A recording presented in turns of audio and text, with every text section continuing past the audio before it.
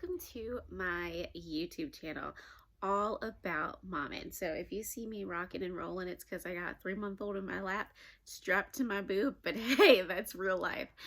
So this YouTube channel is for all the hot mess mamas. I'm talking about laundry in the stairwell. I'm talking about dishes in the sink. I'm talking about toys out of the playroom. So it's really just for the real mamas at home. I'm not Instagram famous. I'm not really anybody, but I am a mama and I want to share this motherhood journey with you. Welcome to Christian Mom Uncensored's Mom Mode Mondays. So to kick off this whole new YouTube channel, as you can see, the baby is not in my arms, but I was just breastfeeding before hopping on. So I wanted to talk a little bit about breastfeeding because so many mamas, at least try to breastfeed, and it can be such a journey. But before we hop on there, who the heck am I anyway, right? So let me tell you, my name is Brittany. I am 27 years old, happily married to my husband for the past 3 years, and we've been together for like 10 years. And I have 2 littles. I have a 2-year-old named Mia and a 3-month-old named Elliot. And it has been a whirlwind just having 2 kids at home in the middle of a pandemic. That is a whole video in itself, because kids at home, oh my gosh, I'm dying to go to the park, but it's winter. As you can tell, I'm kind of a hot mess mama. That's why my Christmas lights are still up, although I haven't plugged them in a good week or so, and it is February, so that's the kind of life I live. But despite my mess and my chaos, I am here because I want to help other mamas. There's so many picture perfect Instagram mamas, and that's not me. You know, I can get on Instagram, I can try to strike a cute pose, I can buy a cute outfit, but it just doesn't turn out like the way theirs does. So if you're one of the regulars like me, you're in the right place. So let's get into a little bit about breastfeeding. Okay, breastfeeding tips. Some tips that you're going to want just to be aware of is 1, just feed the baby as often exclusively from you. The more you feed, the more you're going to produce. A lot of moms have a hard time with their supply, and then some moms have problems with oversupply. So the way breast milk works is the more that it gets expressed, the more your body makes. So the frequency, the more it's emptied out, the more it makes. Now, if you go longer periods without breastfeeding or pumping, your body is going to adjust to that supply, which is why in the beginning, when you first have a baby, your body's going, oh, there's a human I have to care for. And all of this milk comes, right? And you're super engorged, your boobs are really big. You might be like, oh my gosh, what is this? And then over time, as you feed your baby, your body regulates. A couple of different things happens once your body regulates. 1 is your breasts might feel soft or even empty, and that doesn't mean that they actually are. So don't be alarmed or surprised, or if you're breastfeeding and you're like, oh my gosh, all of a sudden my boobs aren't super heavy and super full. Well, that's because your body doesn't need to fill it all the way up to make enough for the baby anymore. That was just a temporary fix because you had a whole new human. So it's completely empty. That doesn't mean that you're out of milk. That doesn't mean your supply is gone. Basically, the way you can tell your baby is eating and is healthy is weight and weight gain. So if you are concerned about that, you can go ahead and find a lactation consultant. You can look for a La Leche League that's nearby your house, and or you can even do this at home. And basically what you're going to want to do is weigh your baby before you feed them, feed your baby, and then weigh them again. And then if they weigh more, then obviously they are eating and they are getting what they need. Another common misconception is that if a baby is fussy or getting frustrated at the breast, that you don't have any supply. A couple of different things can be going on. 1 could be that your supply is not as intense as it was, and your baby's like, whoa, why isn't this super strong? Like if your letdown isn't as forceful. I have a really forceful letdown always. So my kids are always like, oh, they're just like trying to like hurry up and drink. But the other thing is that maybe it's a time where your supply is lower in the day. I know in the morning you're going to have the most milk, and then towards the end of the day you might have lesser milk. It is important that you just keep that baby on the boob and that you just keep feeding that baby. That's going to continue to tell your body to make your supply. And sometimes babies are fussy for so many different reasons. Maybe it's not coming out fast enough. If they're bottle fed, that can also add a whole other challenge. Now, there's nothing wrong with adding a bottle. If you are breastfeeding, you can still keep your supply. That's just not for me. It was for me when I had to go into work because I had to pump, so she had to get used to taking bottles. And honestly, that's kind of a downfall for breastfeeding me right now, is that Elliot does not like bottles at all because he's always been on the boob. He's had a bottle twice in his life and he's not about it. So just be aware of that. So those are just some things to keep in mind so that you don't panic and don't get frustrated.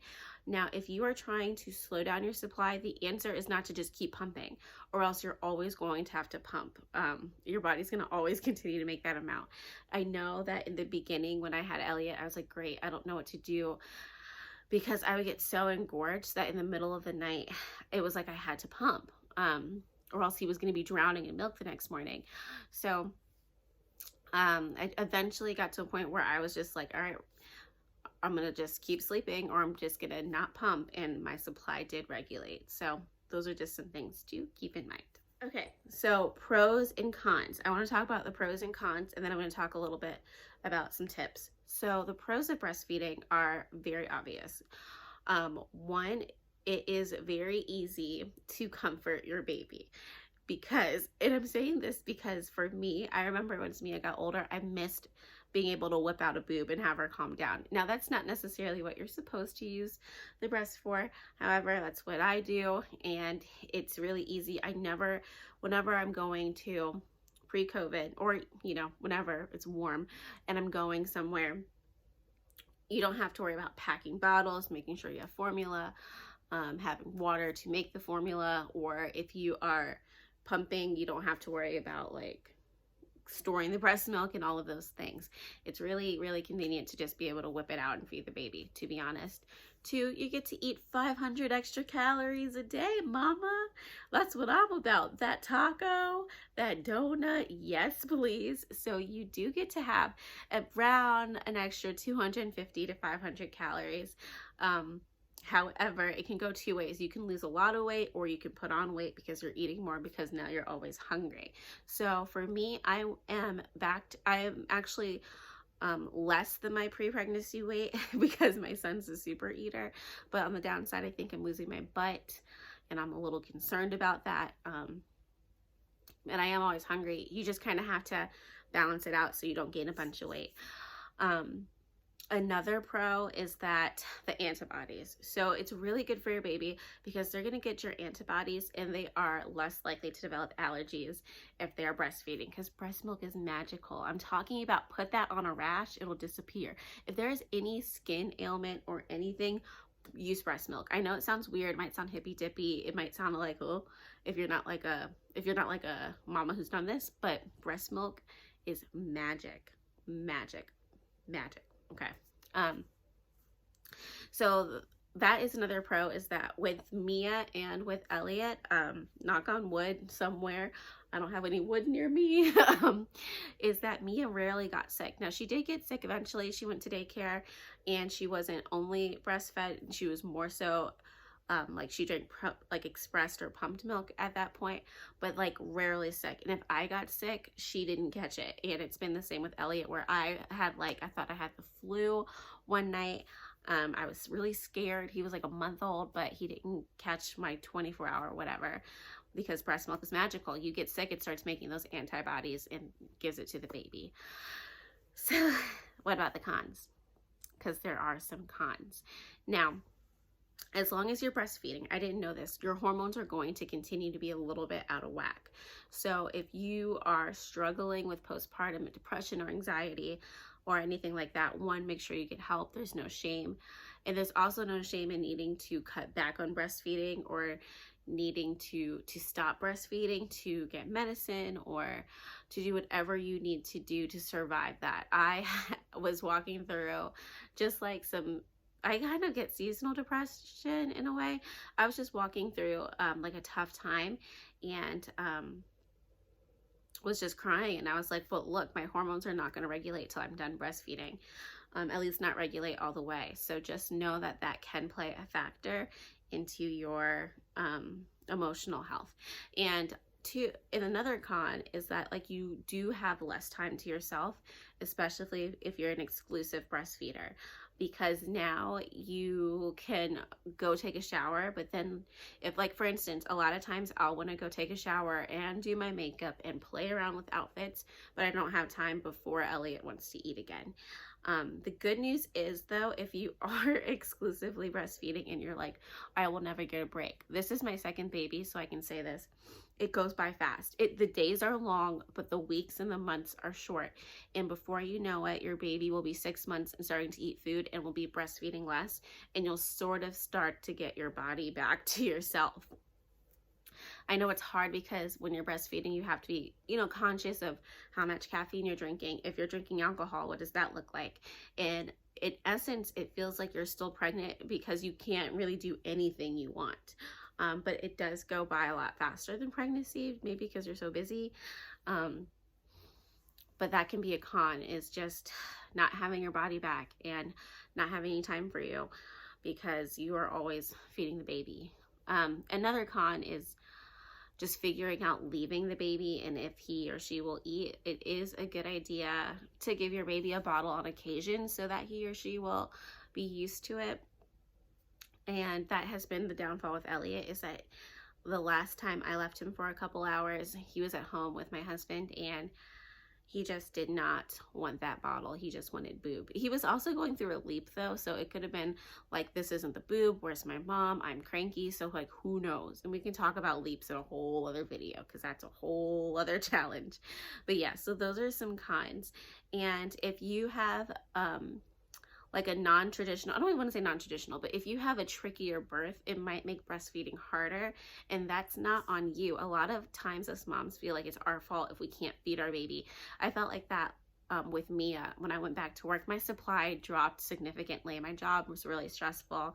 I wasn't with her for 8 hours of the day, and so like my supply just wouldn't make enough bottles for her to have. But she was able to nurse for me in the morning, nurse for me in the evening, and have a bottle for me during the day. So she was really only getting 1 or 2 bottles of formula compared to mostly breast milk, but I felt so guilty. And that's kind of silly. Like, that wasn't my fault, and it's never your fault, especially if you had any circumstances that just make breastfeeding harder. Maybe if you had like a NICU baby, or even a C-section can make it harder to breastfeed. Doesn't mean you can't do it. You can, and you can also increase your supply if you have low supply. You can. It's a lot of work. Breastfeeding is a lot of work, but regardless, fed is best. So many people say breast is best, but if it's making you kind of lose it as a mom, it's really not worth it. Okay, so now I'm just going to show you guys just some things that kind of help me in my day-to-day breastfeeding life. So one is wherever you're going to feed your baby.